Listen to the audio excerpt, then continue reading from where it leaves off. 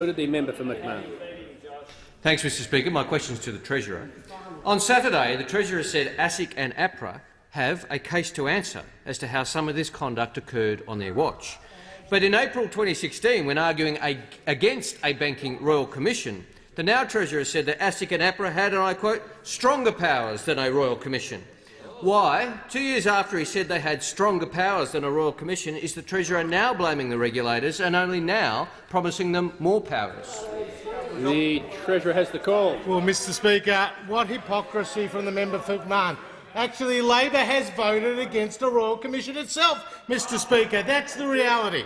Now, Mr Speaker, I want to share with the House what the Minister for then Financial Services, the Leader of the Opposition, what the Minister, and now the Leader of the Opposition, the then Minister for Financial Services, said when he was the Minister about the, quote, sound regulatory system we have in place. Australia has an excellent regulatory system and prudent management, Mr Speaker. And when Labor was last in office, you know what happened?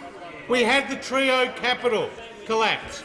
We had the Storm Financial collapse. We had the Opus Prime collapse, Mr Speaker. Now, the Coalition has been absolutely committed to putting in place greater resourcing for ASIC, increased better personnel, Mr Speaker, and increased support across the board in the sector. We have increased the penalties. We've increased the resourcing. $70 million this year, Mr Speaker, to implement the new strategy.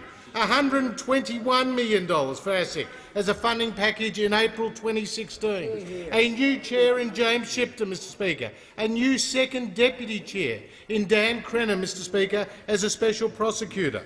We established the ASIC Enforcement Review Task Force. The then Treasurer and the then Minister for Revenue put in place the BEAR accountability regime, Mr Speaker. These are all steps that we have taken to ensure a more transparent and accountable financial system. Now, at the same time, the Royal Commission has revealed appalling acts of misconduct, Mr Speaker, acts that have shocked everybody in this chamber. Fees for no service, fees for dead people, 300,000 allegations of providing insurance services on an unsolicited basis, Mr Speaker. This is what has been revealed by the Royal Commission, and the Royal Commission is doing an outstanding job. So we await his interim report later this month and his final report, which is due next February.